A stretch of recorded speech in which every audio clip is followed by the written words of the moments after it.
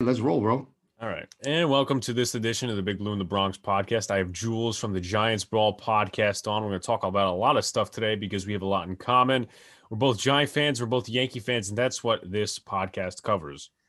So, Jules, how you doing? I know you said before we got together on Zoom that you saw a little bit of Giants Twitter or saw Twitter in general. That's one of the topics we're actually going to talk about today, and I'm going to rant a little bit. But how are you and what's your feeling on Giants Twitter lately if you've seen it?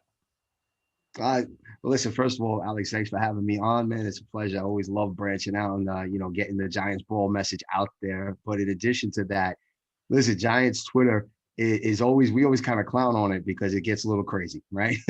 I mean, that Twitter could go from one extreme to the next. I mean, listen, there was shit about Saquon Barkley that I know I was reading, how, they were bashing him. And I forget what the name when they were coming like, say Naquan or something like that, or we made a mistake, Quan. I don't know. They come up with all these stupid little phrases to try to say like how bad of a pick this was in 2018 now, just because of, one major injury. And then he had that small injury about 2 seasons ago. So it does get a little ridiculous to say the least. Yeah, and I've asked other fan bases if they've had this type of confrontational stuff on Twitter, and they said no, we don't, my brother's a Jets fan, oddly enough, and he said we don't fight with YouTubers, the content creators don't fight based on, this, that, and the other thing. And I want to go into Giants Twitter a little bit. Obviously, you remarked on the Saquon Barkley sort of discussion, and yesterday, I believe there was a Leonard Williams discussion of whether we should resign him at 20 million, what he wants and how much of a playmaker or contributor he is to Patrick Graham's defense. And I want to say this. So I usually don't call out people on my podcast a lot, but I'm going to do it now because this guy, he's been all over Twitter. Jules, you probably know who this is. I know you guys call a lot of people out on Twitter, and I like seeing that, to be honest, because there's not a lot of guys who are willing to stick up for their fans and stick up for, Dave Gettleman and whatnot. But there's this one guy, his name is Will. And he, for the past how many years, has been complaining about Dave Gettleman. Day in, day out, his username is some miscalculations in 2018. And I'm all fine and well with people saying the facts about Dave Gettleman, the 2018 stuff and what he did wrong. I understand that. But, it's really annoying to see that a lot of people are muting him because he's constantly bitching and moaning every day. And it's not just that. There's one comment he made, which is extremely harsh, A, and B, I don't know what type of piece of trash you are. You're going to say this about anybody at all. So he says, I hope that something comes up where Dave Gettleman is involved in a sexual harassment or sexual something scandal. And I'm like, what piece of trash comes up with that shit? I'm not all for ranting and cursing, but you know what? You have to be the biggest lowlife on Giants Twitter to come out with something like that. And this guy's got like 1,000 followers. Like, I get it. He might be trolling or something, but how do you listen to that and then keep following him and co-signing that? You could hate Gettleman and you could not like the guy, but why would you, just go to that lowest extent of life because you're sitting here and complaining about something that happened 2 years ago? I mean, what do you think about that? I don't know if you saw. I think you know who he is. I've definitely seen the handle a few times for sure. And I know he's definitely had some stupid comments. I mean, this one I definitely missed. I don't even know how you would even like get that ridiculous and try to like wish something bad on someone. That's just like retarded. I have no patience for that. But you're right though. I mean, when it comes to Giants, bro, one of the things we kind of pride ourselves in is we love going after things like that. Now that I heard this, he might be getting a tweet later on tonight from us, or myself directly because I really don't care. But yeah, we've even had people on the show where we want to bring them on just to debate the issue, right? We love getting into it with that kind of stuff because you constantly hear about Dave Gettleman and how he's messed up picks and he should have done this and he should have done that. Well, will we be happy with having Sam Darnold as our quarterback currently? Because that's kind of where we were going to go in 2018 had we not taken Barkley, right? And yet we still constantly hear these things. And, one thing that I'm going to actually mention on our pod tomorrow, we usually go live, we usually go Tuesday nights to come out on Wednesday morning. But basically what I'm going to say is with Dak not being signed, and when it's being traded from the Eagles, doesn't that make Daniel Jones the best quarterback in the NFC East currently, without any kind of argument? I mean, it does. What are you going to say? Jalen Hurts is the best quarterback? No shot, man. Yeah. I mean, and whatever the hell's going on in Washington, I mean, all they keep crying is if they got a quarterback, they'd win the Super Bowl. So I mean, Yeah. you're gonna hear that nonsense. So I mean, I just kind of put a little light into it because look, say what you want about Gettleman. The majority of the guys that are on with me are huge supporters of Dave Gettleman.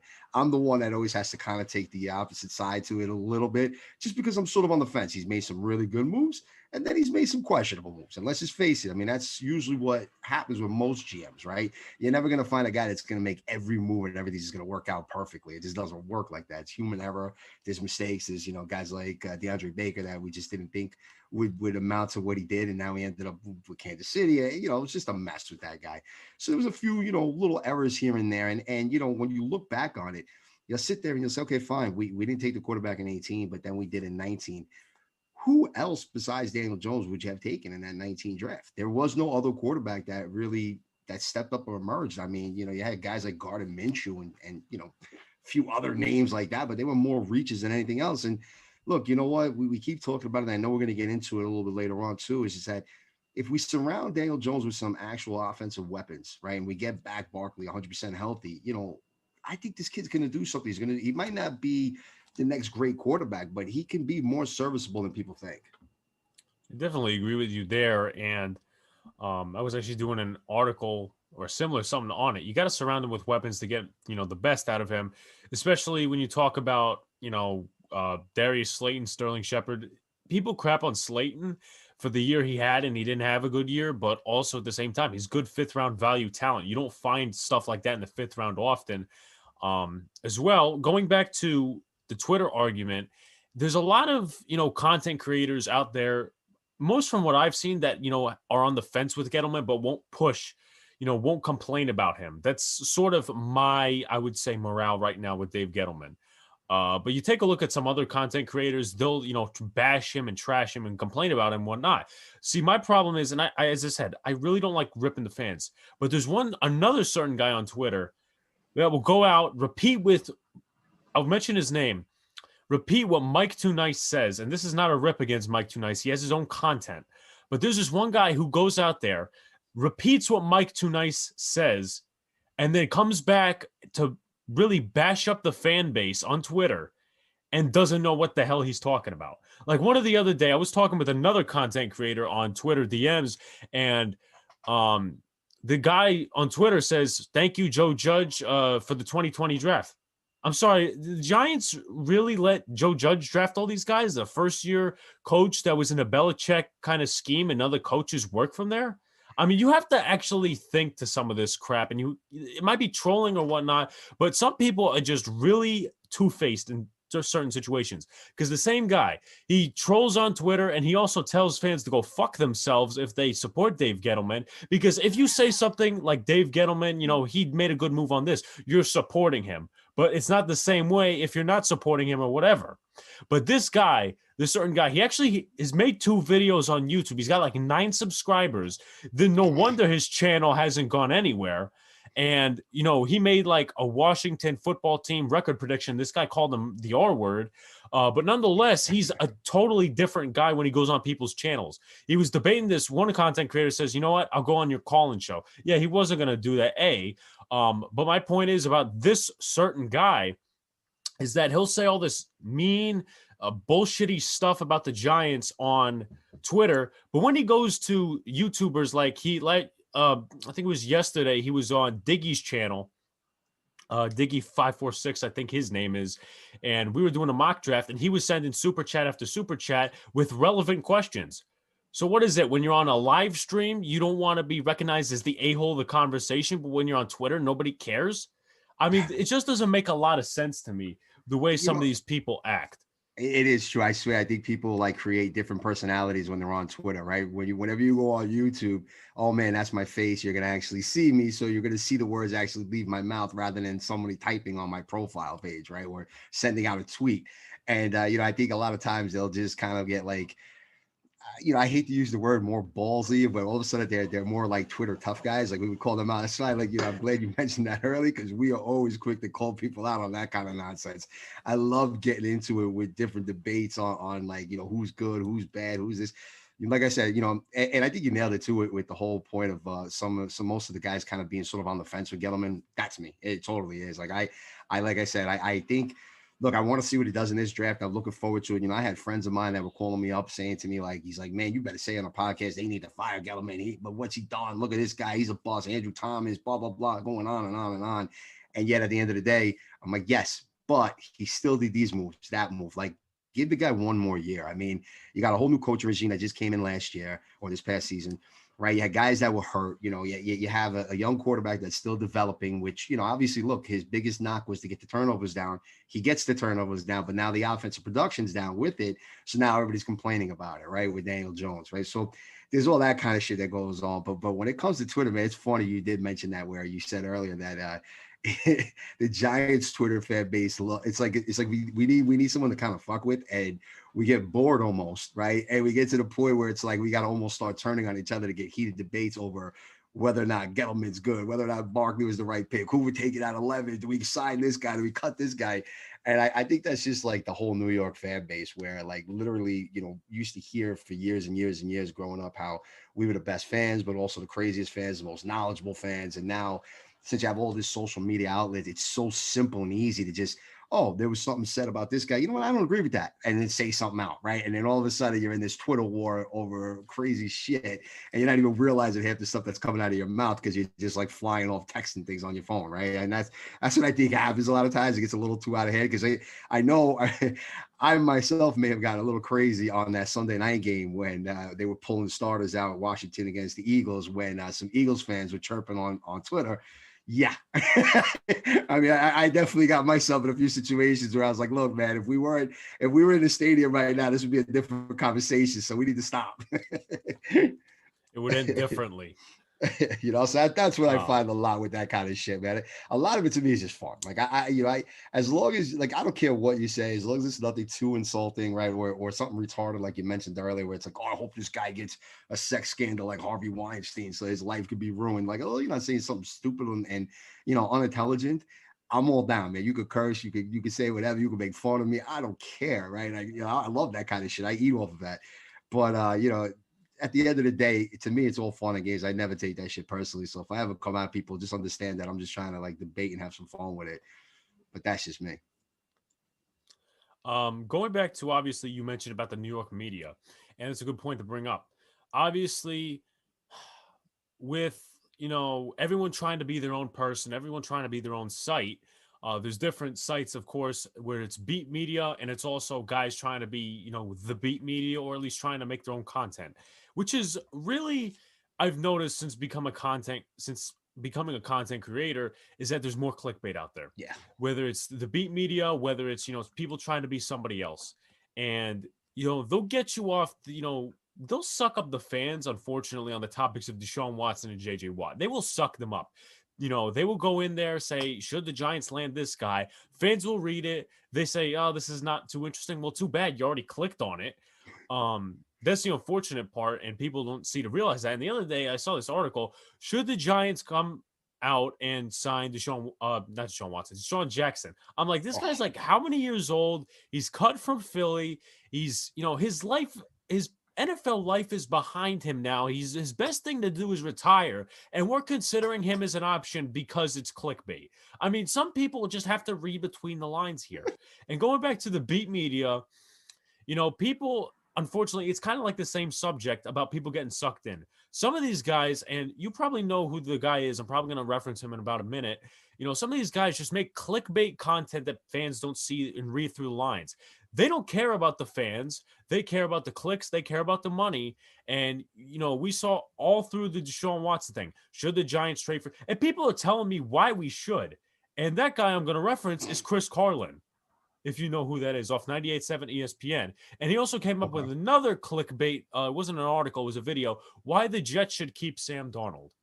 I mean, some people just really have to read through the lines here. And the thing about beat media people, I learned this from another fan base, and it's a good point. These beat media writers, I will give them credit with their sources and, the things they report. They never really get it wrong to an extent, but they have zero personality. They work for NJ.com and all these other sites. Meanwhile, the Giants YouTubers, some of them not recognized, they don't work for anybody. They work for themselves. They put out their own content and they work very hard at that. Especially when Jordan Ranan said, oh, the Giants content creators steal. We don't steal. You could look at the Instagram guys for that, the ones who have to make fan pages and buy followers. So don't, really start accusing us of that. But have you heard, what do you think of the clickbait articles and just that generic topic? Listen, yeah, it's so funny you mentioned that, right? I would think, oh my God, it was probably like during the playoffs where we had, like, I would say at least a half hour, 40-minute segment of how we were going crazy about clickbait. I mean, that shit is like out of control. If there's one thing, like, you want to talk about the Twitter like content and people just kind of going at it with one another, clickbait is the worst, because you see professionals, or quote unquote professionals with this type of stuff, that's been doing this for the major companies, right? The ESPNs, the CBSs, all that kind of nonsense. And they do it themselves. Like, this time I'm sitting there and I'm looking at some of these guys and I'm like, wait a minute, you've been in the business for 20, 30 years, some of them. And literally you're still putting out stupid things like clickbait. I mean, dude, it's outrageous. And I get it. Look, you're right. They don't really care about the content. I would say some don't, right? They don't really care about the content. They just want to get notoriety. They just want to get clicked on. They just want to have people following them and having all this kind of, just nonsense that's put out there. Other times I think it's too, you get these guys that think they're just too smart almost. So they want to come up with some crazy idea and thought and be like, oh, this makes sense. So that if the Giants go ahead and do it, boom, I told you about it. See, I said that shit. That's why I was talking about it on my thing about 3 months ago, right? So they could just reference it. So a lot of times I think they do with the expression is, you just take a thing, you throw it against the wall, and whatever sticks to the wall, bang, that's what I had. So it's like they'll throw out like 6 or 7 of these stupid things throughout the whole off season because, there's not a whole lot of content to cover, especially on some of the down months. And then all of a sudden they'll just be like, oh, you see, look at my article back in January 8th. I said that was going to happen. Boom, look at it happen. You see, follow me. I know what I'm talking about. It just gets ridiculous. You know what I mean? Like it's just some stupidity. There's no logic behind it. I know we're definitely going to cover this in the game, but I'm just going to kind of preview it. I know I've been getting a lot of flack when I say that I would hate to take Jalen Waddle as the 11th pick, but I at least give multiple reasons behind it. I don't just sit there and be like, I don't like the guy. I'd rather have this guy. Yeah, sure. I wish Trevor Lawrence would fall to 11. We take him, right? I mean, like, but I'm talking realistic of what guys will be there and why I don't know if these guys would fit into the system properly. So, I've definitely done some things like that, and I told you, I had one thrown around where we were messing around where we were saying, is Daniel Jones currently the best NFC East quarterback right now? He is kind of, right? But I get what people can say, oh, that's clickbait. Maybe, but not really. It's more creative than some of these, basically, you're going to have a lot this offseason. And one topic might be relevant as far as backup quarterbacks go. But any trade rumor that's out there, you're going to get, oh, Zach Ertz, Deshaun Watson, J.J. Watt, should they come to the Giants? I mean, some of these people just have to wake up and recognize that these people just doing it for clicks. And some, again, beat reporters are good at their job. But the clickbait content, and some of these guys are really, for a lack of better words, and I don't want to use this word, scumbags. You look at MLB. There was a story 2 weeks ago, and Craig Carton exposed it on WFAN.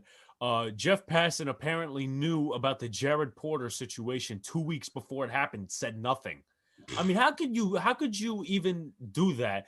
Nonetheless, I get it. A woman was sexually assaulted or whatever happened. I think it was sexually harassed. But nonetheless, about this. You claim to be a guy who breaks news. You claim to be a respected scumbag.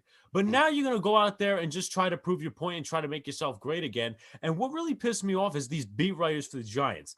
After Ryan Connolly was cut during the preseason, whatever, training camp, whatever, everyone was going out there saying, look, this is a bad move for the Giants, keeping Devontae Downs a special teamer, take Crowder, and again, we didn't know what the season was going to bring. Preseason games not happening was the biggest screw up the NFL did this year. I'm sorry, I have to say it, because how many injuries happened the first 5 weeks? I mean, Saquon, Nick Bosa, all those other guys.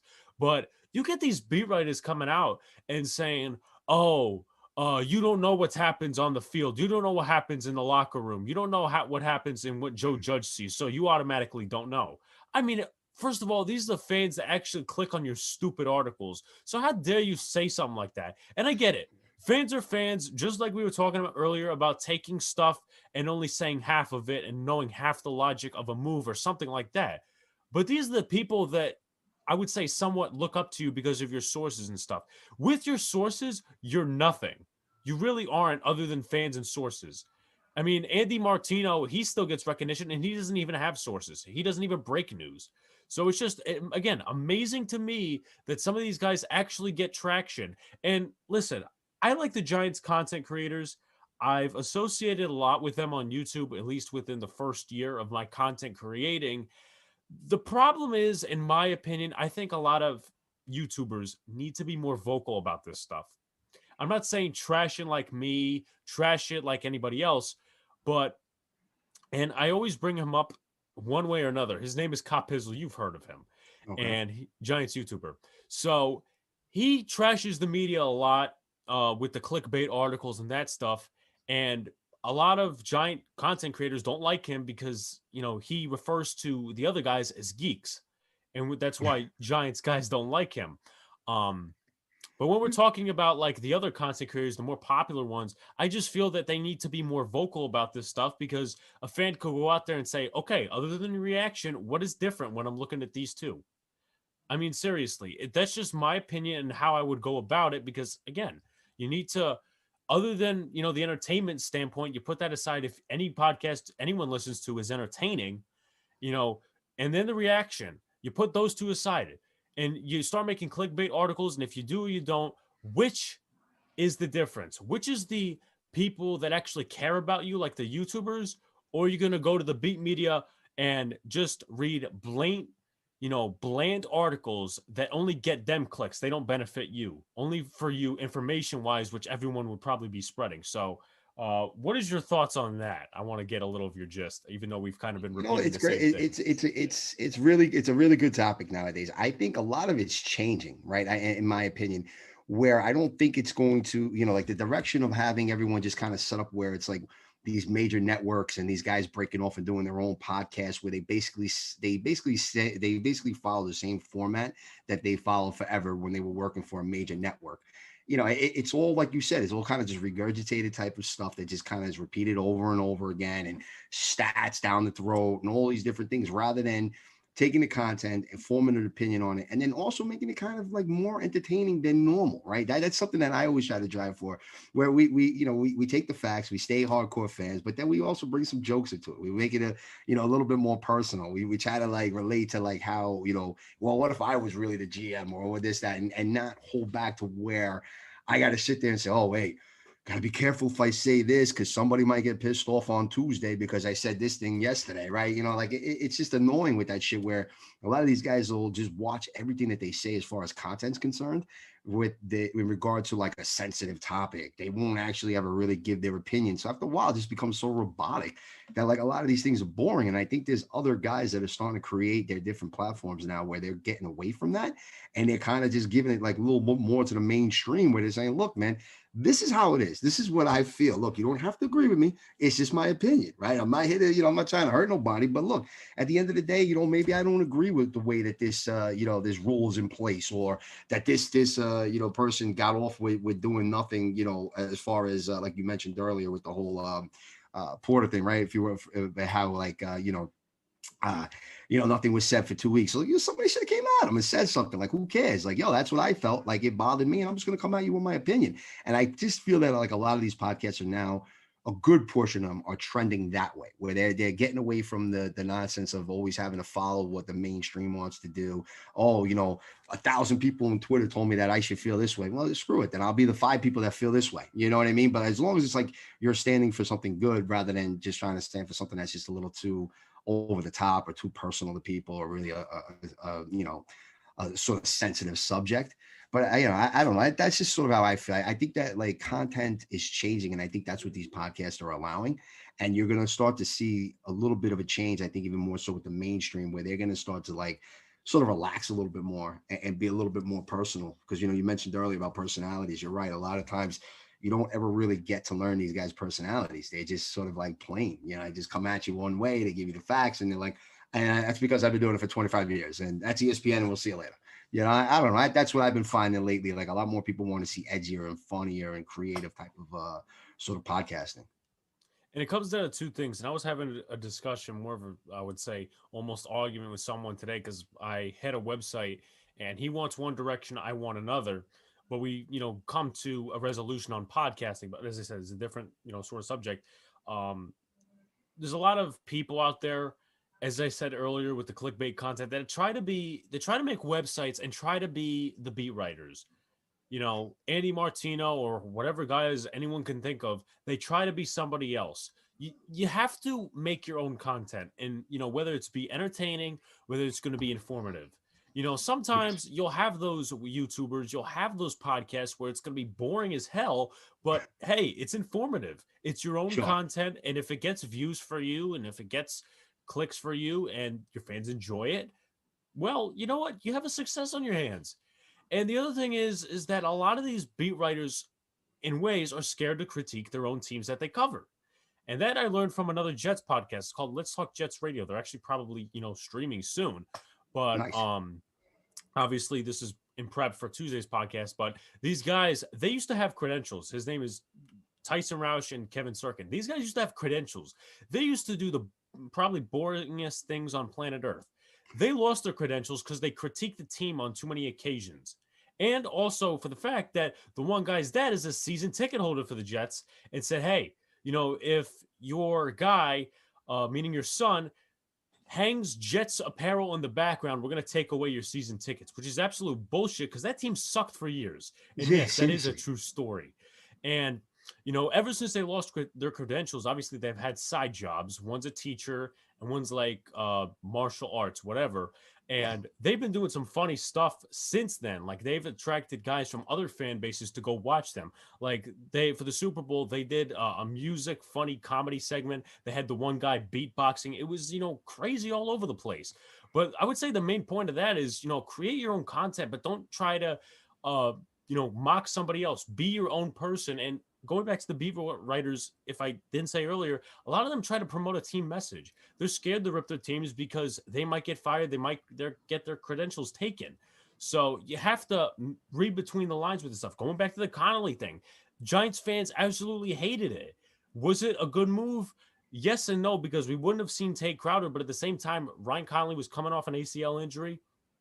And again, we didn't have, I would say, good linebacker two for the first 3 games of the season. It was Devontae Yeah. Downs. I mean, he sucked. He's a special teamer on the field. But the beat writers, again, if they don't agree with you, if the team message is, trying to make the best move for the Giants, they'll regurgitate that. And then you won't have, you'll get all these types of people disagreeing with you. So that's really my thing when it comes to be your own person. Don't be like them and, create your own content and don't promote a team message. Don't be afraid to rip the team. And also, don't be afraid with some of these Gettleman haters. Don't be afraid to go out there and have a change of heart and say, okay, Gettleman did this good. So, again, it's just transparency, and a lot of fans need to start waking up in that aspect. I agree. Yeah, I mean, that's waking up in that aspect. That was a good one there because we'll say it a lot of times too, where it's people almost like they almost pretend they almost act like they're sheep, right? And that they're getting herd, like the herd is getting moved into one direction of an opinion, and that's it. You'll see you'll see the herd just go right along with it, and they're all like, "Oh yeah, that's good, that's great." I'm all for that opinion. That's that works for me. Instead of like sitting back and saying, "Look, man, form your own opinion, right? You're gonna get a lot of things thrown at you, especially on Twitter and YouTube and all types of stuff, and form your own opinion, man. Look, not every move the Giants make are going to be good. Like there's a lot I disagree with. And you know what? I never want to be on a platform where I have to worry about if I feel like saying Joe Judge made a mistake, that I want to criticize Joe Judge's move or Dave Gettleman or any of the players or anything like that. Screw that shit, man. I wouldn't do this if I couldn't at least be a true fan to say what I feel they could have done. Now, look, am I going to sit there and try to, criticize every move and say I could have done this better? No, of course not. But if there's something that's out there, like, for example, let's just say Gettleman goes through this draft up and coming in April and he makes a few mistakes. I'm gonna call him out, man. Right? Like I have no problem doing that kind of shit. Right? I'll go back to a time when I'll never forget. Don't quote me on the year or the pick we had, but I remember and I wish Twitter and podcasts and all that kind of stuff was a thing then, right? Because I would have been livid. I'll never forget. I'm sitting there. I'm on my couch. I'm at home, and I'm looking at the pick, and they're literally going back and forth between taking Sean Alexander and Ron Dane. And I'm going crazy because I remember seeing Ron Dane play at the Meadowlands that season, and he just didn't look good. They used to have this thing called the Kickoff Classic, and he was playing on Wisconsin. I don't remember what he played. He didn't even look that good. He just had this huge offensive line, and he was a big guy himself, and he just would run behind it. And that was kind of it. He was just like a straight ahead type runner. And then you look at Sean Alexander, was this like dynamic back that could catch, he could run, he could do this shit. I remember I'm sitting on the couch going crazy. I'm like, oh, Sean Alexander, please, please, please. Giants select Ron Dane. Listen, I got so sick to my stomach, I shut the TV off. I had to leave the house and go for a walk. All right. Like, that's how crazy it was. So, yo, I would have been fucking like on Twitter going crazy over that move. All right. Just to kind of give you the kind of perspective there. And I'll be honest, man, I flipped out when I heard Dale Jones's name. I'm not going to lie. I thought we should have went defense there. I was one of those guys. So, listen, it's going to get entertaining that first week in May when you get me back on the podcast and I see some of the picks that we actually had to make it. Definitely. A lot of, when I was going back to the Gettleman haters, let's acknowledge the fact that a lot of these guys don't say that they were for Saquon Barkley in 2018. The whole fan base was, I would say persuaded, hypnotized by the idea. Let's give Eli one more year and we're going to get Saquon as the running back. And Dave Gettleman kind of said, Saquon's a good guy. He's a good pick. He's a generational talent. One of the press conferences, and a lot of Giants fans said, okay, he's going to pick Saquon Barkley. What do? He picked Saquon Barkley. Let's be honest here. I wanted Josh Allen. I wanted a fully rebuild in that situation. People were telling me, and I had Penn State fans because I lived in Pennsylvania at the time, tell me, oh, Saquon Barkley, he should be the second overall pick. And I said, no, we need to rebuild right now. We need to get a quarterback, Josh Allen. And then, one of my teachers said to me, there's a they'll take the quarterback next year, which they ended up doing. But, at the same time, some of these guys don't come out there and say, oh, well, I was for Saquon Barkley. Nobody says that because it's not to their narrative. It's not to, if they're afraid, for lack of better words, if anybody finds that out about them, if anybody does that research and goes back to 2018, that they're going to lose all of the following, when they really won't. They'll just stick with the other Giant fans that rip Gettleman, and we'll actually come out and have the balls and say, okay, I wanted Saquon Barkley in 2018. And then the other guy, when I was talking about the guy who has like the 9 subscribers on YouTube, he's like, oh, why didn't we take Darius Leonard? Why didn't we take Fred Warner? Why didn't we take Quentin Nelson? Did you know that? Did other teams have insight that those 2 linebackers were going to be as good as they are? Darius Leonard and Fred Warner? What about, how many times that people criticize Jerry Reese picks? Is that too far in the past that we can't talk about? Evan Ingram could have taken Ryan Ramczyk, who's now on the Saints, and he's the right tackle. What about Leonard Floyd? What if we traded up to get a marquee pass rusher instead of taking Eli Apple at 10, whatever pick it was? So please, spare me the nonsense. And I get it. Some Giant fan also who appeared on my channel one time just to do a breakdown or something went out and said on Twitter, the number 2 pick is still relevant. But what is complaining about it going to do? Giants fans, sometimes they just live in a bubble. Sometimes they live in a bubble and think everything that they say the Giants can hear and will listen to. That's no organization ever. No organization ever does that. That would be the worst organization in all of sports, especially if they were based in New York. But in the same time, Giants don't hear that. What is bitching and moaning going to get you in the future when you're talking about, oh, Dave Gettleman this, Dave Gettleman that? Look, be an optimistic Giants fan. Say, okay, this team's heading in the right direction with Joe Judge and Dave Gettleman did some good things, and be done with it. Stop complaining on Twitter. And, again, you're only losing yourself followers, I think, at that point. Because some people, they'll just go out there and say, okay, Dave Gettleman did this wrong. He really needs to prove himself this year. But they're going to get sick and tired eventually of all the content that they're putting out on Twitter in terms of tweets. Oh, Dave Gettleman this. And as I said earlier, some of these guys, when they go on YouTube, they're 2 different people. Complain about Gettleman on Twitter, but they'll discuss the other topics on YouTube. So it doesn't make any sense. They're trying to find the balance of not losing followers and subscribers. Meanwhile, a lot of people have done that already with the anti-Gettleman crowd. So it just amazes me. I know. Yeah, no, listen, that's why I said I think it has something to do with the fact that like Twitter, you can hide behind a profile pic and just tweet shit out from your phone versus YouTube, where they're gonna actually see the words like, oh, this is coming out of my mouth, these words, right? Like if people like they want to be a lot more cooler when they're on YouTube and everything. Look, I'll be honest with you, in that 2018 draft. Look, I'm a Penn State fan. I grew up being one. I never went to the school there, but I have friends that played and stuff like that for them. But I was all for it. I loved Barkley. I loved him in college. So seeing him come on my team, anytime I get a player that I enjoyed watching in college come to my team, I'm all for it. You look at that draft, yes, Josh Allen, he had a fantastic year this past season, without a doubt. I had him on a bunch of my fantasy teams.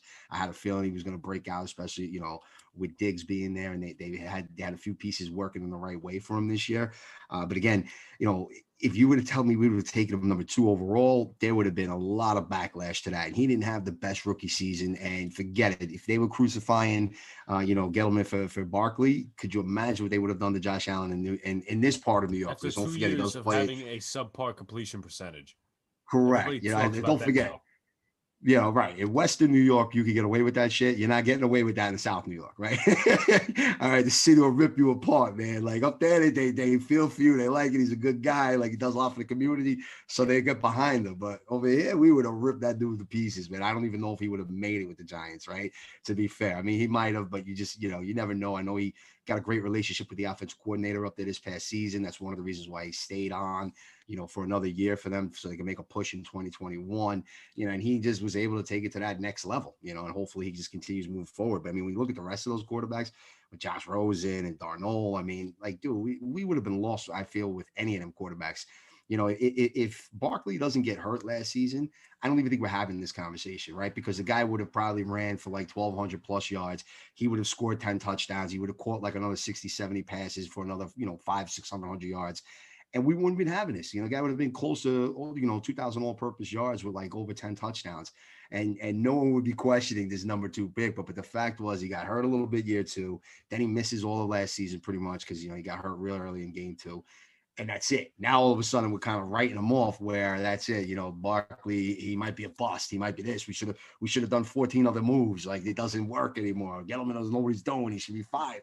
And that's where all this nonsense just starts swirling up in Twitter. But look, if he let's say he is 100% healthy in 2021, rushes for like, say, 1,300 yards, scores 10 touchdowns, catches another 60 passes for another, say, 400 or 500 yards, who's going to be complaining about him then? That's what I want to see.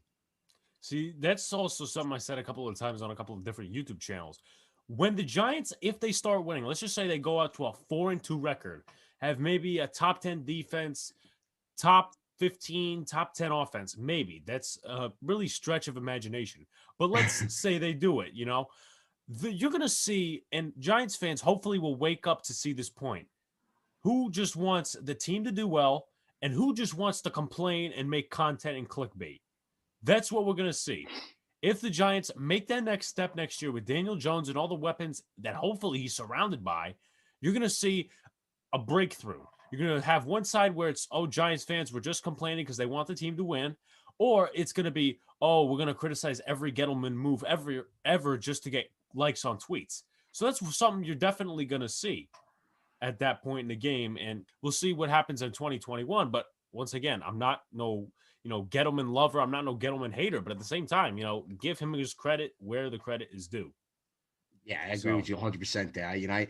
I told a lot of my good friends when they were complaining about it, I said, look, man, it's ride or die this year, right? Like, he's got his chance. He's got a few picks in. Give him this one more draft. He's not going to make such terrible decisions on the 2021 draft where we're going to be, that's it. Now we're 5 years behind. It's not going to happen that way. He's still going to get some good talent. He's done it all through. And look, if I come out and I start saying that this guy's the guy to pick and this is who I would take and I get behind it, trust me, I'll eat crow. All right. I was a huge Isaiah Simmons fan last season and I was pumping that up, man. I was posting, tweeting those pictures of him in the Giants uniform and shit. And look, I get it. He may need another season or 2 to develop. And, I don't want to just say that he's going to be a bust or anything with Arizona. However, taking Andrew Thomas, finding out that he played on an ankle that he needed surgery on after the end of the season, that he waited all year to make sure he played the rest of the season until getting that surgery, man. And he actually got better as the season went on. I think Andrew Thomas is really still going to be a fit. A lot of times I think too, especially with, you say with the clickbait and just trying to get shit out there and making it so easy to do. I see a lot of times that people, they'll just give up on guys way too early.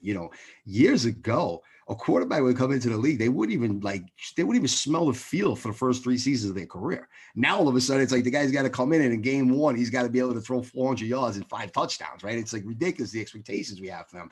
Same thing with an offensive lineman. It might take the guy a year or two to just develop a little bit. Like let him get used to the speed, the terminology, just going against guys that have been doing it as a professional for 10 years, running at them that are like all pros and everything. It's a huge adjustment from going from a college game to the NFL, right? One thing you always hear, the thing that changes when you go from, say, being a high school, standout to then a college level, then to the pros is the game just keeps getting faster and faster and faster every level, right? The major difference between, say, like when you see like an Alabama versus a Clemson game versus, say, like Columbia versus Harvard or something is the speed, right? The speed and the talent. Like that's the main difference. These guys can all play football. It's just that when you literally start gritting up there, you have guys that are, almost like freaks of nature, if you would, where they're like 6'6", 280, and they're running like 4.5 40s, which is just like ridiculous, right? But some of these guys are doing that, man.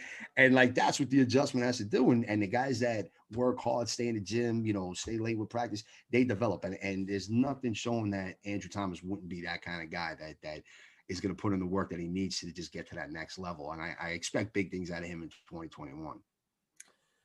Imagine if the Giants took Josh Rosen at 2. A, Oh, because it's a quarterback. B, because of what he said when he got drafted by the Cardinals. 10 mistakes were made before me. Or there was 9 or 10 mistakes were made before me.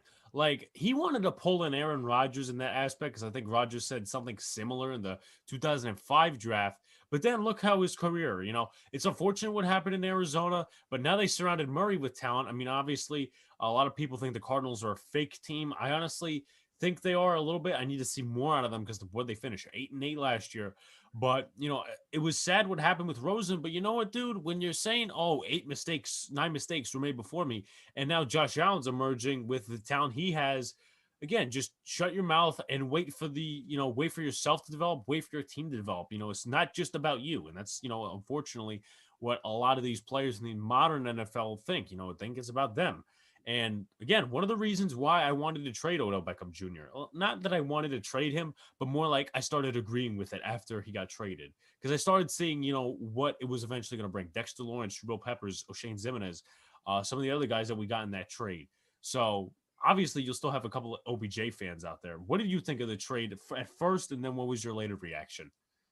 so I have this thing that I always say, right? There always seems to be a player that'll end up on your team that if he wasn't on your team, your friends will know you. They'll know the type of guys that you'll root for and won't root for. They'll be the first ones that will say to you, man, if that dude wasn't on your team, would you still like him? I'd be like, hell no.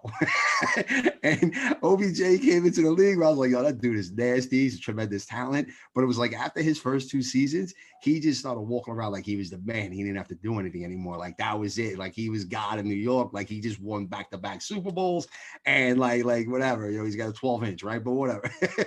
Well, with all that said, it was just he just had that sort of attitude where it was just like, man, if this dude wasn't a Giant, and let's say he was like an Eagle, that would probably be my most hated Eagle. Like I couldn't stand him, right? So, at first, the thing I guess that was surprising with the trade was the whole signing trade that we signed him to the big contract, paid That him was a like big we did. mistake, but obviously knowing Yeah, that we, they turn around and win the trade him, season, but I yeah, get it.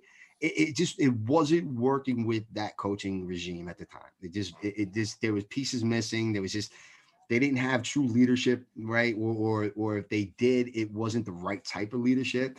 And where Odell could have been that guy, could have been wearing the C for the Giants, should have been, right? Having the talent he did and the leadership just off of his ability is what kind of pulled away from it. So I getting that out of there, and that's sort of what we've been like kind of seeing now with Judge, right? He's bringing in that Nick Saban, that Bill Belichick sort of community, if you would, that's there, right? Where they're not going to put up with that nonsense. You know what I mean? Like look, DeAndre Baker ended up not, getting convicted of anything, right? He ended up playing in the NFL later on this season. And yet, just not to have that distraction or have that kind of a player on the team who was even involved in something as stupid as that was, is the kind of the message that Judge is sending, right? And we had a debate like, oh, what if Odell came back? Would he be a great weapon? And it's, you know what? No, I think that ship sailed. Like I would not want to see Odell return to the Giants. Not anymore. Unless somehow, some way this guy was completely reformed and like he's just a completely totally person, grew up. He did sort of like what a Chris Carter did, right? If you read about what Chris Carter did years ago, where he had a substance problem with alcohol and everything, and then all of a sudden turned his career around from the Eagles and went to Minnesota and was just, a different person altogether. And I'm not saying that Odell has a substance problem or anything like that, but he definitely has something wrong where it could just be like he's a narcissist or something of that nature. Where if he lost some of that and was a little more humble and came to this team and was trying to show some of these younger guys like how to make it in the NFL, yeah, I'd take him back, but it's just not likely, and I would never see him. He's probably never going to be in Giants blue again. That's another reason. Another YouTuber brought it up. You should never marry a player like Odell. You're going to have fan favorites, but Sure. if the Giants don't sign Barkley to an extension either this year or next year, that's going to be another player on the list where heads are wanting to roll. Giants fans will be angry. That's why a lot of people don't purchase jerseys anymore. Yeah. They'll take a jersey of a past It's Giant. true. They'll take a jersey of a past Giant like Eli or maybe Lawrence Taylor. They won't purchase a new Giant jersey because that person may be, traded or dealt sometime. For example, on Christmas or near Christmas of 2018, I got a Landon Collins jersey. 3 months later, he goes to Washington Redskins football team, however you call it. And I was so pissed. But then I learned my lesson. I said, look, obviously I have a Daniel Jones t-shirt. We'll see what happens with him. But obviously I said, listen, I said to myself, I can't be doing this anymore where I'm blowing money on players that are never on the team anymore. Nonetheless, going to rivals. So I think that's, it's just being a fan. I'm not ripping anybody for it, but I think the ship has to sail at some point with Giant fans and that aspect of moving on from Odell. And you'll still have those people out there that still like the guy, still think it's a bad move and whatever. Sure. But luckily, a lot of, what these anti-Gettleman critics are saying, I don't think it's been part of the OBJ trade. You could say that. I don't know if other Giant fans or the critics are saying, OBJ trade, that's what did it for the franchise. But it's been mostly the second overall pick. And I hate hearing this phrase 15 and 33. At the same time, you could say, his first year was impacted by merit because they wanted to win one more for Eli. I get that, but at the same time, it falls on Gettleman. But at the same time, it does not take, 2 years to rebuild the team entirely. They're not going to become a contender in 2-3 years. It takes a while. And people say, oh, look what the Bills did. Look what the, I don't know how many other teams did. But, they could say, oh, look what the Browns did. The Browns took how many years to get their organization right? How many years it took for them to get a good GM, so, just have to put that context in there. Everything is not, just a headline.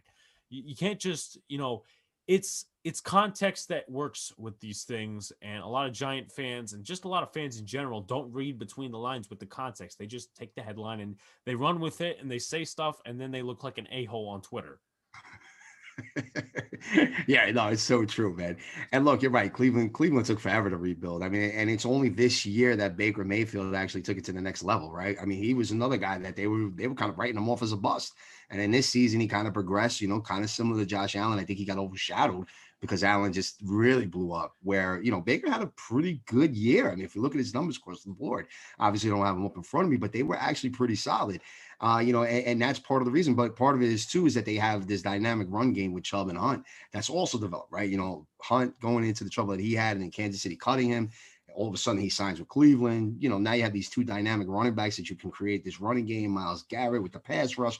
They had a lot of pieces that took a long time for them to get there, and yet they got to repeat again this season, right? Like they just did it this 1 year. There's no guarantee, especially with Pittsburgh and the Ravens in that division and Cincinnati getting better, that they're going to be good again, right? They could end up an 8-18 really easily this season, with things going on or another major injury. Burrow doesn't come back. If Burrow comes back healthy, Cincinnati's going to be a good team too. I know they're picking fifth, but they're an up-and-coming team in that division. So you never know, right? And you'll hear a lot of it too with Miami, right? They'll talk about the Dolphins. Well, the Dolphins turned everything around, and it's such nonsense. It's so annoying to hear that kind of shit. We literally had a team that wasn't all in when Gettleman inherited it, and what I mean by that is like you touched on, where they weren't all in on rebuild. They were like, you know what, we still got Eli. He still got a little left in the tank. Let's just try to win something for him now. And that was kind of what we first did. And then it didn't work. And we realized that the team wasn't nearly what we thought it was. You know, we were missing pieces on offense, we were missing pieces on defense, and we weren't in a position to do it. So we didn't. So now you basically wasted a year or two with that mentality, where now we had to recover from that, right? And that's what we're kind of doing. You see it with some of the picks. I mean, what, 3 offensive linemen in last year's draft? You know, I'm still okay if we take one in the second round, maybe in this year's draft. So, you know, there's a lot of pieces that are coming together where, you know what, we're not winning the Super Bowl maybe in 2021, but there's not saying that we can't be an 8-8, 9-7, maybe even 10-6 team this year. Who knows, right? If the right things are put together as far as the offseason and the draft is concerned. Definitely. And considering the draft, I know you said earlier that you didn't want to take Jalen Waddle 11. Who were your primary options, and why would you not take Jalen Waddle 11? Well, you know, it's funny because I actually gave one scenario where I would be okay with taking Jalen Waddle. So I'm going to start with that, and then I'll go into the other portion of it. My scenario with that is if the Giants are able to obviously keep, you know, we got to figure out what we're going to do on defense, you know, with Leonard Williams and Dalvin Thompson, right, and all that, and making sure that these guys are kept as well, right?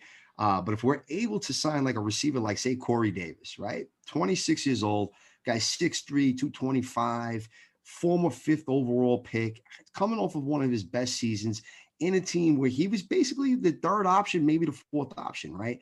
You know, I could kind of see, and you know, I don't want to make a comparison to Plaxico because they're different players, but I can see this kind of big receiver coming in where we can finally have that target in the red zone that's a big body that can get the ball for us, right? If you bring a guy in like that, and then you want to tell me that Jalen Waddle could then line up where he can start running his curl routes, and you know, you have some blockers down the field that can actually block some safeties, you know, maybe, right, maybe. But again, this is me really stretching and kind of biting my tongue here, because I just think that at 11, with all the things that you're seeing currently going on with as far as the possibility of 4 quarterbacks being taken in the top 10, which I highly doubt, but I could easily see 3 be taken, right? There's the possibility of definitely 2 wide receivers getting taken in that top 10, maybe another lineman or 2. You have Pitts as the tight end. I mean, all of a sudden, you know, you're down to, you know, 10 guys already. And now you still have guys like Farley that are there for a corner, right? Because you could grab one of these big time corners and Patrick Surtain, right? These are some big names that could fall to that. Now, I haven't even mentioned one of these DNs, right? Or these edge rushers in like Kwity Paye or Rouse's, right? I always mispronounce his name, the guy from Miami, right?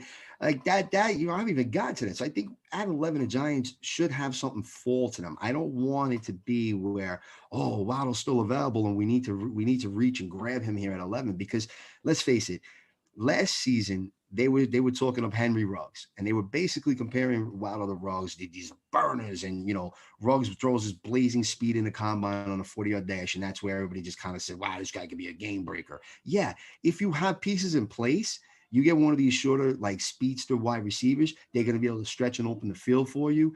And that they need to fall right into that kind of team. I took a look at like a team like Cincinnati, right, where you have like a Tyler Boyd and Higgins. You put both of those guys on the outside, they're big guys. And now you put like a Jalen Waddle who's just running wild over the middle and deep.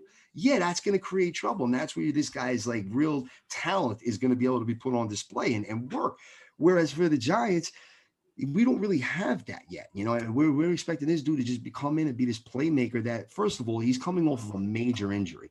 An ankle injury like that is not something to take lightly. He may have forced himself back into that championship game, which, yes, there was flashes of him looking, but he was clearly hobbled. He wasn't ready.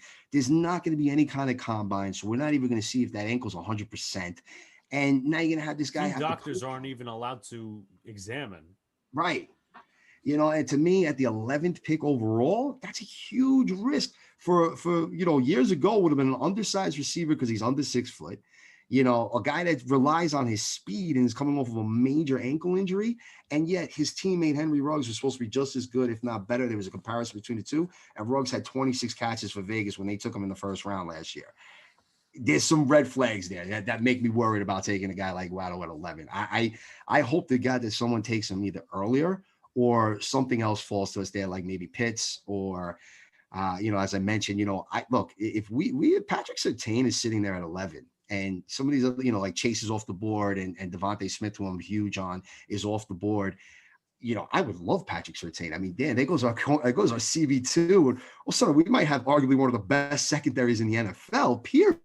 Right. And so that's exciting to kind of look at as well. So that's sort of where I'm kind of going with it, and that's sort of my big knock on Waddle. I know that Devontae Smith gets a lot of knock because he's undersized as far as his weight's concerned.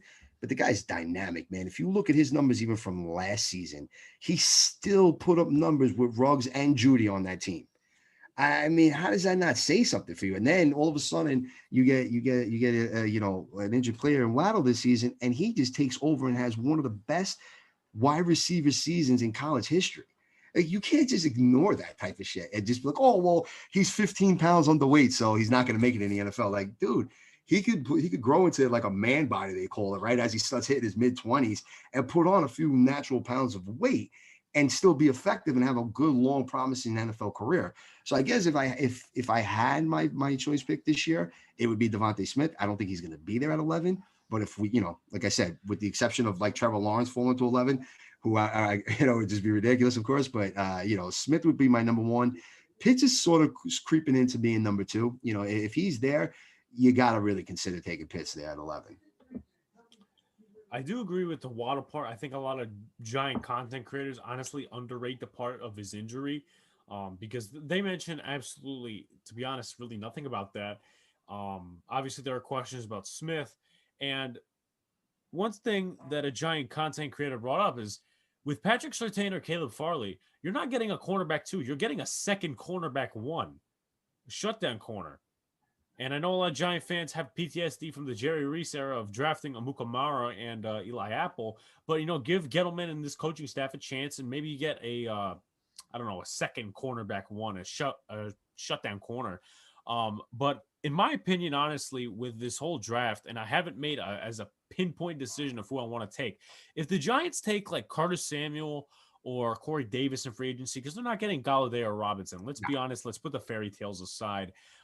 If the Giants get Samuel or Davis, I would not go ahead and double up in the first round and get Waddle, to be honest with you, because A, he's likely the wide receiver there. B, if you can attack another need, like maybe tight end, maybe linebacker with Karamoa or Micah Parsons, maybe you can attack, obviously, as we just talked about, the second cornerback spot. If you can attack those positions, fine. That's all fine and well. I think this draft, meaning 2020, should have, for lack of better words, taught Giant fans the first round doesn't mean crap. Because you take a look at the talent we got in the later rounds. You take a look at Cam Brown, special teams contributor. You take a look at Carter Coughlin as well. He played really well in his rookie year for someone who's a 7th-round pick. So I think a lot of Giant fans have to open up to that. And in that situation, if Giants got Samuel or Davis, I'd pick a corner, Surtain or Farley, honestly, in the 11th spot. Or we could trade down maybe with a quarterback needy team if it's Washington or if it's the Bears, now that they didn't get Wentz. And then I would take a wide receiver in the 2nd, 3rd, maybe 4th round, because obviously we have to address the interior of the O-line with Lemieux's struggles. I mean, I'm not saying count him out, but at the same time, you want to add depth there. I would not, have a problem with them taking an offensive tackle, maybe. Also, linebacker, as I said, and some other needs, maybe like a tight end, like a Pat Freiermuth out of Penn State. Two things a tight end needs to have to be elite in the NFL. You need a block and you need to catch passes. Travis Kelce, Rob Gronkowski, all those guys, Freiermuth fits the profile of that. Pitts, a lot of people say that he can't block. And a lot of people, are saying, everyone has different scouting reports on him, but a lot of people are saying, oh, he can only go to the outside. He's basically a wide receiver with his frame. But unfortunately, some cases, he can't beat the one-on-one matchups with cornerbacks, because that's what we saw out of Evan Ingram, or at least, scouted in him, is that he creates mismatches with linebackers and safeties. He doesn't do that with cornerbacks. He doesn't create the separation. So I think that's a lot of criticism anyone's going to get for, or at least, debated topic on whether you want Pitts or not. But I wouldn't be opposed to it, and I wouldn't be opposed to Waddle at the same time. I just really fear some of the injury history as well. And it also depends on what the Giants do in free agency. It really does, because as Dave Gettleman and John Mara said, we need a playmaker. And going back to the Pitt subject, a lot of people say, oh, wide receiver. That doesn't always mean playmaker. Just because it's wide receiver doesn't mean he's playmaker. Kyle Pitts could be the centerpiece of the offense. Who knows? We could have a two tandem tight end duo, like back in New England. I mean, a lot of people have brought that up. So it's not, as I said, Giants fans have to really open their mind, at least up to this draft. And you have to open your mind to something else too. Caleb Farley opted out in 2020. So did Micah Parsons and a couple other these prospects. So if one falls to you, you have to rely on their 2019 tape, A, and B, you can't be opposed. So, and obviously teams will, go out and look at the pro days. But once again, you have to have a lot of options there, and you can't just say, "Oh, my primary pick's Jalen Waddle." It also depends on the situation as well. Yeah, I agree with that 100%, especially with the whole free agency, right? It's going to really depend on if you're right. I mean, look, if we ended up getting Curtis Samuel, Corey Davis, you're right. Then I don't think necessarily we're drafting that wide receiver one unless, like I mentioned earlier, like Chase somehow fell there or, Devontae Smith. Then you got to really think about that again, right? And doubling up because, Gettleman has been known to double up in the past, right? He's done things like that in Carolina where he's taken he took he took Norman and then took a couple of corners right there in the next rounds, right? So he's done things of that nature, right? And I'm not saying that that's what we got to do, but it's a possibility. But you're right. You know what? We got some great depth late, right? I know Lemieux's been somewhat of a favorite, not a favorite. He did a pretty damn good job, especially being like, I think, what was he, 5th, 6th round pick? You got to give him a little bit of credit. Like that's a guy, right? I was talking about how Andrew Thomas might need a season or two to develop. We talk about a 5th, 6th round lineman. They're going to definitely need a year or two to develop, right? There's going to be sort of no question in regards to that. But and this is something, and you're right. I'd even bring up Parsons. There's a lot of just sort of iffy talent because of the way things went down in 2020 with the fact that now a lot of these guys have to just show what they did in 2019. And that's what we got to kind of take for credit as to take with these guys with a top 10 pick where you might see a Parsons drop to 11, and I'm not opposed to taking him either. I just don't think he's going to last to there. Look, there's a really good chance, especially with all the hype. I mean, look, if all this Twitter hype is going on, and it's not just Giants Twitter, it's just Twitter in general. Oh, Pitts, he's the next guy. Yeah, he's a generational talent. They love throwing around that one, right? He might get taken. He could very easily get taken by Cincinnati. He could get taken by the Eagles. He could get taken by Carolina because they love the tight end, right? They haven't had one since Greg Olsen. So, I mean, there's plenty of guys that could teams can end up taking that guy, but I just one thing that I feel sort of confident with as far as the Giants are concerned is I told you they're saying 3 quarterbacks to 4, 2 offensive linemen possibly, a tight end, 3 wide receivers, 2 corners, a linebacker can all be picked in that top 10. Right. But the talent is so good that almost any one of those guys at 11 fits in really well as well, fits in really well there as a pick. So that's where, like you said, I don't know if I could literally hang my hat on anybody except for maybe Chase, right? I mean, Chase fell to 11. He was sitting there. It's like, whoa, all right. Yeah, I got this guy, no doubt. But that's why I didn't even mention his name before because I'm like, there's no way Chase is falling to 11. But if he did, because he did opt out too, and you could kind of go through the same shit with LSU and say, look, he only had the 1 season. He had Joe Burrow. Everybody else was lighting it up that year. I doubt it, but if he did fall to 11, I mean, shit, that would be great. So there's going to be a lot of that, and like you said, the really big thing that people got to really kind of focus on is the free agency, right? What are we doing free agency? Because that's going to kind of dictate, or at least give an idea of who we should go after with that 11th pick once we know if we even signed anybody at that point. I think it opens up to 2 things. If the Giants do not re-sign Leonard Williams, I think Dave Gettleman and the Giants staff will say, listen, we need to get a pass rushing / run stuffing defensive tackle. Maybe like the guy out of Alabama, Christian Barnamore, I think his name is. Maybe they take him in the 2nd round or something like that. Maybe they find someone who could trade up or wants to trade up for a quarterback, and they trade down and maybe select Barnamore with like the 20-something pick. So that's something that Giant fans, or at least anyone themselves, have to open up to, possibly, the situation. Dalvin's a different story because as much as he is an underrated Giant, he is replaceable at some extent. We still have BJ Hill and RJ McIntosh on the roster, And those guys can still be used. I would like that to happen if we don't re-sign Dalvin. If he's looking at $10 million, $11 million a year, which, yes, he can take, and he kind of does deserve it a little bit, but he said he was going to take the hometown discount. And when you say something like that, Giants kind of lower their price a little bit just to prioritize Williams. And then when you want this, higher price, and kind of what the Giants were envisioning, you're going to get two separate directions, and unfortunately, he'll be walking in free agency to a different team. But prioritize the talent you have on the roster with McIntosh and Hill. McIntosh was out all 16 games last year because he was never activated. But I want to see a little bit more of him. Not just somebody just throw in the trash. I mean, they could end up taking like a 6th-round D tackle, but who knows? And also, it opens up to another subject because this happened last week. Carson Wentz traded Indy. They may look for another quarterback and not stick to Jalen Hurts, someone who Doug Peterson drafted.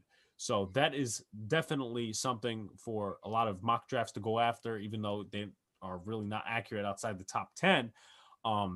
But it's definitely a note to take if you're draft scouts around the league, if you're a GM around the league. Hey, the Eagles might not take Parsons. They might not take another wide receiver. They might not take a corner. They might take a quarterback. So it depends what the Eagles are scouting, but obviously other teams won't know about that. But I'd like to move into the Yankees a little bit. Obviously, spring training has begun. I've already started looking up Yankees tickets, even though they're at 10% capacity. Anyone who's listening, though, definitely, and I don't know if they're going to update this with all the prices going up and whatnot, but it seems, pretty regulatory right now. StubHub, Ticketmaster, and SeatGeek are the best. Don't go to Vivid Seats. Don't go to, I don't know what the Yankees website does. I think they do Ticketmaster, but don't go to Vivid Seats. They're super expensive. But I've had a couple of good times there. I know at least where I want to sit, but nonetheless, that's going to be in April. I got to see what the weather looks like because I went on opening day once back in 2016 when the Yankees versus the Astros. It was freezing that day. Nonetheless, the Yankees lost. So, but definitely, obviously, with spring training coming back this Sunday, and there's been news and camp and everything, obviously with the Zach Britton, Domingo Germán stuff. What do you think on that? Because obviously, Britton opened his mouth. Chapman's had a talk with him and said, I want to keep this private. What do you think of that whole situation? And I'm not saying what he did was right, but my opinion is, look, he served his year-long suspension. He obviously missed some time, I think, in the postseason as well, if I'm not mistaken, something related to that. But he did his time now, and I get it. He will have to regain trust from his teammates. But this is not the time to start, talking up and saying, oh, we don't trust him now. Keep that in the locker room, especially when you're in the New York media. So I think Zach Britton needs to be a little bit smarter. But once again, it's not like, Domingo Germán, what he did was right. So I want to get your kind of thoughts. I want to pick your brain a little bit on that one. Yeah. I mean, look, it's crazy, right? Because with the shortened season last year and then almost not even being a season, everything just kind of focused on football, right? I mean, I know we had a baseball season last year, but like, man, football just took over, right? Like there was no fantasy for baseball, none of this shit. And literally, like just this past week, I was getting texts from my buddies going, oh man, yo, fantasy baseball, you're in, right? And I'm like, oh shit, baseball season's like here again. Like I gotta start focusing in on some of my Yankee stuff. Like, man, this came out of nowhere. I can't believe it. Like it's gonna be opening day, like in like a week, it feels like. But no, on a serious note with that, listen, you're right. Opening day, April baseball is hit or miss, man. There's been some games I've gone to that have been like, wow, I'm running around with a t-shirt on because it's beautiful out. And then there's been days where like I got like a winter jacket on. I'm like, I'm dying to get out of there. I feel like I'm on a football game or something, right? But like, that's just how it is when it comes to that. And look, is it a little surprising that Britton was able to leak out a few things and a few comments, being a Yankee? Yes, because you don't usually see that unless it's like, Derek Jeter speaking out or stepping up as a captain for someone, that's usually when you'll see, or one of the managers just kind of taking reins on it. Or of course, like, when George was the owner and he was running the team, like he would say whatever the fuck he wanted to. He was the owner and he did what he did, right? So it's a rarity to see any kind of debate or any kind of confrontation go public in a Yankee uniform. That's just something I'm not, too familiar with. I don't think it's going to create much of a problem. I think they're going to nip that shit in the butt quick because that's just how the Yankees do things, man. Like, look, it got out a little bit and this leaked out. Somebody at some point, if they think there's anything that needs to be said or the story gets bigger than it should be, they're going to come out and say, look, it was a misunderstanding. It's taken care of, and that's how we do things, right? And that's the end of it. You're not going to hear anything more about it. This is our teammate, and we're moving forward. Eric, because they're just not, they've never been that team or organization that has had any kind of that kind of crap going on, unless you got to go way back with like Thurman Munson and shit, like back in the 70s, right? But again, that was a crazy era, right? Like, and you read up and you see some of the shit that was like in these type of things, and he had to like check Reggie Jackson. But Thurman Munson being the captain, he checked Reggie, and then you never heard that shit again, right? And it was taken out of context. If you look back, this whole thing that he was like the straw that stirred the drink, and you can look it up. You ever watch the thing called The Bronx is Burning? They go through that whole little, they play it out in that show. It's a great show. But anyway, that's just how the Yankees are. You don't hear this kind of nonsense. It doesn't get carried over for long.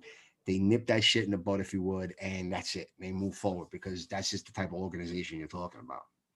Definitely do agree on that. And obviously, we're two separate managers now. Two separate managers are going to take it the way it is. Obviously, some moments where Yankee fans, including myself, would like to go back to the Girardi era. Um, but also, unfortunately, this going a little bit off topic, but it's still related to the Yankees. As I was looking up Yankee tickets, I thought to myself, obviously, the last game I went to was the 19-5 blowout, and that was supposed to be a birthday gift. Oh gosh. And me and my friend were trying to decide a little bit. My uncle obviously got me the tickets because he's works for this company in Red Hook, and he has a guy there that he sells the tickets, and whatever he has left is basically free to take. And we were sitting, I would say, next to the section in the Delta Skybox suite. So it was like section like 215 or something like that. And obviously we watched the 19-5 blowout. And my friend always says to me, we could have went to that Tuesday Orioles game. I said, you know what? That was not my decision. So you know what? Don't blame me for that stuff. But unfortunately, that's the last memory I have at Yankee Stadium, at least for right now. And then the last sporting event I was at was November 2019 when the Knicks lost to the Charlotte Hornets. I think, yeah, when Fizdale was still coaching, but that was a hellhole. Definitely so. Clark Schmidt, he's out for a couple of weeks. Gio Estrella may play on Sunday, and Brett Gardner obviously is coming back. And what do you think of Clint Frazier finally getting the spotlight in left field? I think it's a long time coming. I mean, listen, the kid has proved it a few times. I get it. He goes on these like flashes where all of a sudden he's hitting like, 360, right? With like 10 home runs or something ridiculous, right? Of course, I'm exaggerating, but, he looks like he's going to be Mickey Mantle, right? And then he goes back to being Clint Frazier, right?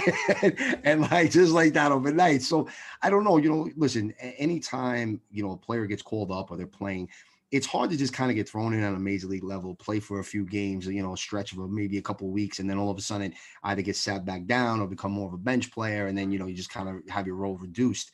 Versus where you get a guy like Gio Urshela, right? Where he was kind of written off, right? Like Cleveland let him go, he was done over there, like they didn't think much of him, and all of a sudden he comes to the Yankees. Obviously, always had a glove, but now all of a sudden he starts hitting and he's batting 300 plus. And he came out of nowhere just because he got into the right fit. He got an everyday role in third base and was able to say, look, you know what? I had the talent that was there. And this is the guy that they were saying I was going to be, right? So do I think Clint Frazier could be that? Yeah, he could. He could emerge and be this year's Gio Urshela, let's say. I don't know, but they brought in Gardner probably for depth and leadership. They still need that veteran presence. I mean, if you look around the team, you have like DJ LeMahieu. Outside of that, there's not many veteran guys. I mean, yeah, you want to call Aaron Judge a veteran, but he's not really. He's been in the league for a few seasons, but you can't really say he's a veteran at this point, like a seasoned veteran of that sense. Yes, he's got postseason experience. Yes, he's been in the league for a few seasons. Yes, they're sort of building him to be the next captain, but he's not there quite yet, or else he'd be wearing that C, right? So like, they're close. You got a lot of guys close. So just having that veteran presence, like a CC that was in on the team last year, just having that sort of there, it makes a difference just to have these guys in the clubhouse because they know how to keep the young guys, sort of calm and relaxed and more focused. And you need that. So that's why I think they brought back Gardner. Plus, he's a scrappy dude. He hustles. He still can hit a little bit. Look, there's nobody that in these clutch situations that you want up there at times that you want that relief pitcher to be worked because he'll work in that bat. We know this, right? That guy could sit there and all of a sudden 15 pitches go by and it's still like a 2-2 count, right? It was something ridiculous like that. So, he's got that kind of capability where he can wear down pitches, brings that true veteran presence. And he's been with the organization the longest, right? Pretty much. So, like you need that kind of element as well, kind of on a team, especially like the Yankees. Definitely. And obviously, CC retiring after the 2019 season, and you got 2020. Obviously, no real veteran presence. I mean, that wasn't necessarily an issue, but obviously, we lost the Rays. And obviously, a lot of people think now, at least MLB.com does, that the Rays are going to be below the Red Sox. And I don't really believe that because they came out with the projection standings on their social media page, and they had like Orioles last. They had Rays, Red Sox. Like the Red Sox just lost Benintendi. So I don't know where people are getting this thing from. Oh, the Red Sox are going to be good. I think it's going to be us. I think it's going to be the Blue Jays. I think it's going to be the Rays because the Blue Jays have a young core that I think is very underrated across the league. And I think the Yankees do have to pay attention to that because they kicked our ass a couple of times last year. Oh yeah. What was that one game where the bullpen gave up 10 runs in one inning? Adam Ottavino. Yep. So obviously that is a team for Yankee fans to watch and not totally get, we lost the Blue Jays, they're one of the worst teams. No, they're building a core and they're going to be trying to kick our ass. I'm going to try to be kick their ass, in the same division. So I don't think that's, something to go under the radar. Kind of relating to that as well, just in a little bit of a sense. What do you think of these new MLB rules that have been implemented since 2020? The expanded playoffs. I don't know if that's happening this year. The 7-inning doubleheader. Was the other one, the runner on second base rule, the expanded DH. What do you think of those rules? Because I have sort of a mindset on that one. And I was born in 2003, so people could associate me with a Generation Z. But I honestly think also to note this year, and spring training is going to be boring this year because we're only facing 5 teams. And you could say, oh, travel restrictions, whatnot, but the Yankees are going out west this year, something they didn't do last year other than to face the Rays at Petco Park. They're facing the A's. They're facing the Angels. They're facing how many other teams in the AL West. So you can't necessarily make that argument. Yeah, spring training, but at the same time, it's going to be boring. So I want to pick your brain a little bit on those new MLB rules that at least Rob Manfred is trying to implement. Yeah, listen, dude, they served the purpose for the whole COVID thing, right? Because they were trying to cram in as many games as they could in such a short period of time. So it made a lot of sense because you were doing a lot of these double headers and all this kind of shit. Outside of that, no, I hated it. That 7-inning thing was absolute trash to me. I felt like I was watching a little league game where it's like, oh, top of the 7th inning, the game's over now. Like, wait, what? Like, dude, this is just ridiculous, man. Like, no, like that to me was just pathetic. I hated that rule. The universal DH though, you know what? I've always grown up being a Yankee fan, so I was an American League guy. So as long as I've been around, they've always had a DH. I didn't know the league before that. So to me, it's just sort of it's good because it extends guys' careers. You have guys like an Albert Pujols that could just bat, right? Jim Thome, some of these really good dudes that could hit. They could still hit and contribute to a team, and they're able to do it.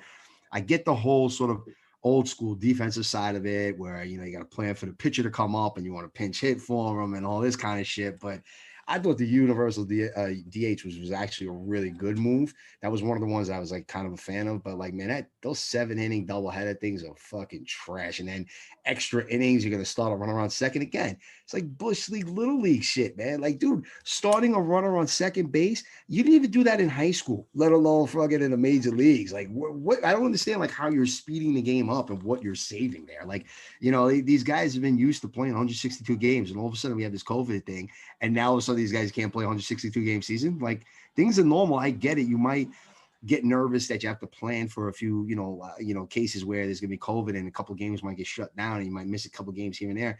That's no different than there being a really rainy baseball season, right? I mean, in years past, there's been tons of seasons where there was a ton of rain and it was rain out after rain out after rain out, and they got through it. Like all of a sudden now we're going around this thing, which is now going into year 2 of this whole COVID epidemic, and you're not prepared for it. I mean, the NFL was successful in moving a few things around. NHL was very successful. I mean, even though they played in that bubble, but they've been successful so far with this, as well as the NBA. I mean, we're kind of moving past it. You're getting these vaccines, all these things are coming into play where why the hell do we need to keep these stupid like things in place that nobody likes? I mean, I don't know about you, but I hate it, those two things, man. I do as well. And, I'm no fan of run on second, no fan of 7-inning doubleheaders. I honestly think, and one other rule I missed on, but it's, it'll come into my head at some point. But I don't think that I want to be blunt here, and I'm going to be. I think that MLB found a perfect time during COVID to experiment with new rules. I think at some point MLB knew, we got to start putting these rules in. 2020 was the perfect, kind of situation. They're trying, in my opinion at least, to cater to the younger crowd because a lot of people complain, oh, baseball is too long, oh, the games are too long. You know what? Just watch the game. It's an American pastime for a reason. And that's what MLB is trying to do. They're trying to cater to the young crowd in a very bad way, in my opinion, with the 7 inning doubleheader and then the runner on second rule. That's robotic. That makes no sense at all.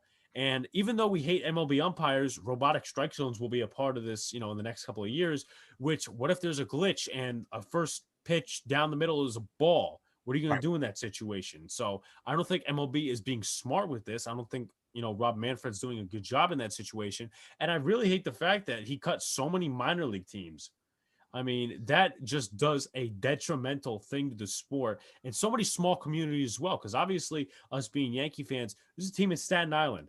Was now we could say that they closed down and everything. And one of my friends who's a podcaster said, you know what, I worked there, and just a flip flopping around just to save a couple of extra bucks. It just doesn't make a lot of sense. You're destroying the local communities, whether it's going to be in a small city, a big city, or maybe even a small countryside. Those fans are very passionate about their minor league teams. Oh, have you seen the Rail Riders? Oh, have you seen the Staten Island Yankees recently?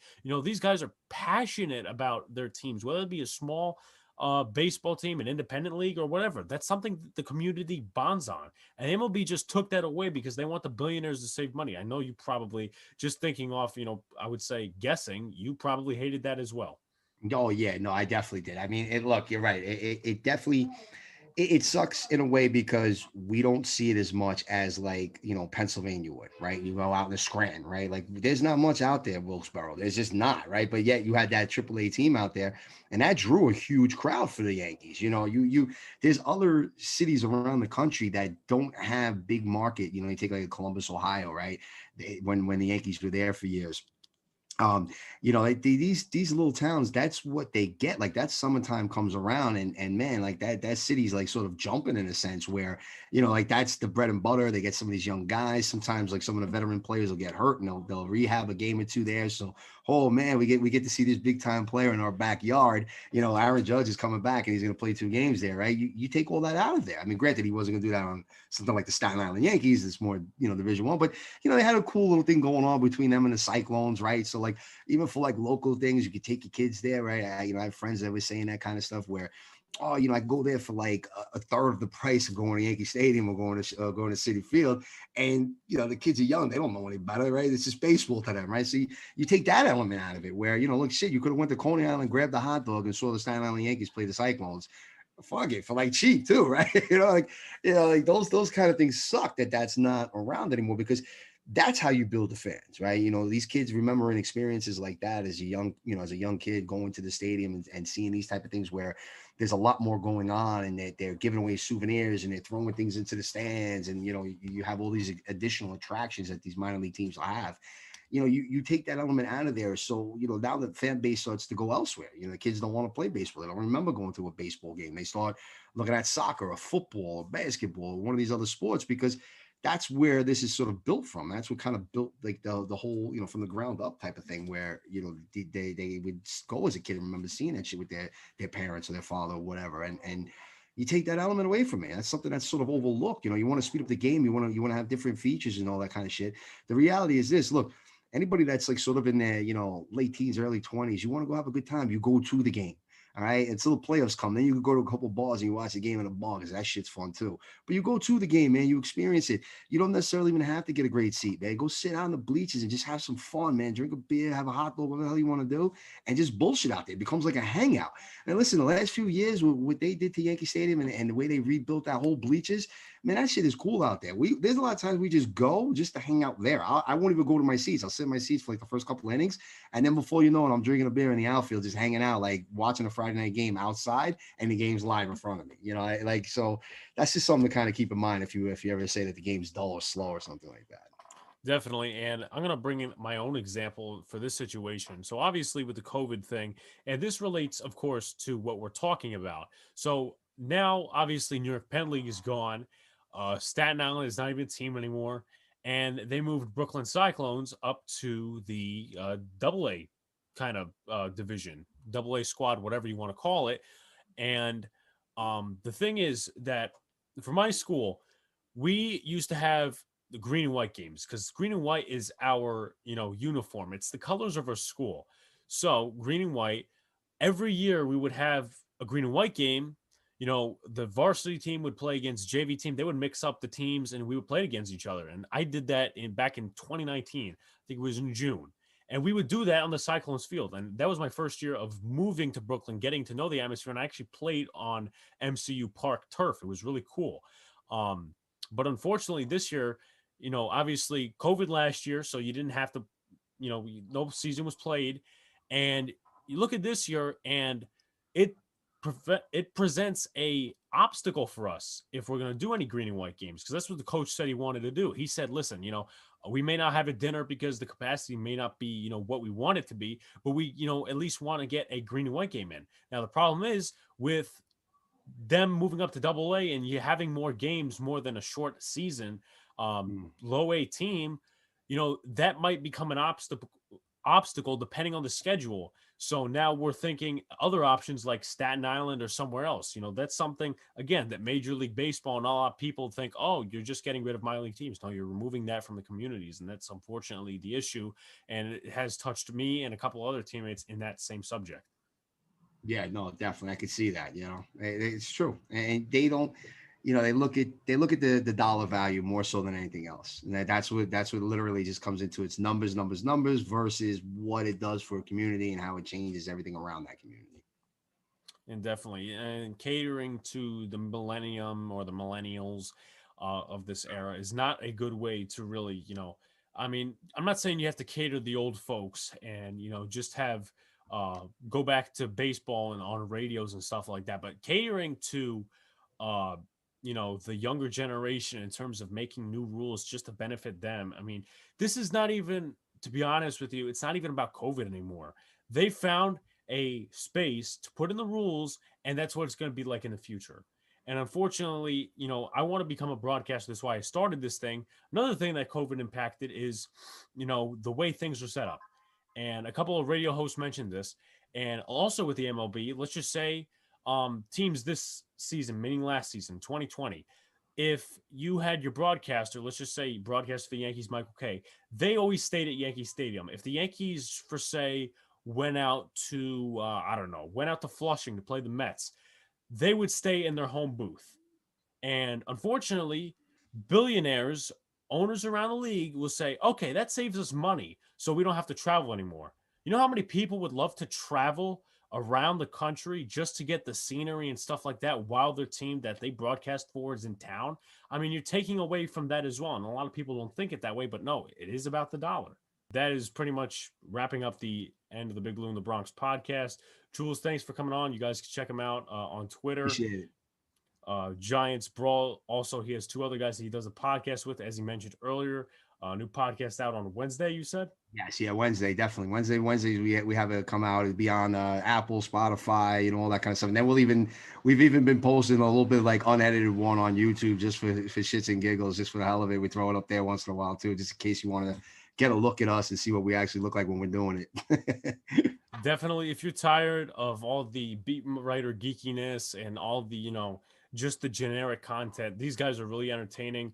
I'm not gonna lie, the first episode I was hooked on was the one about, I think the title was like some goldfish last just a week, just like some fake ass Giant fans, and that's where I got hooked. I said, okay, these guys are the real deal, much more than other people, and it is the truth because a lot of Giant fans do last a week and then they're not Giant fans anymore, whether they're bandwagons or not. But definitely check them out. Jules, thank you for coming on. Anytime. Thanks for having me, man. I appreciate it. And talk to you later. Thank you guys for listening, and we'll see you on Friday.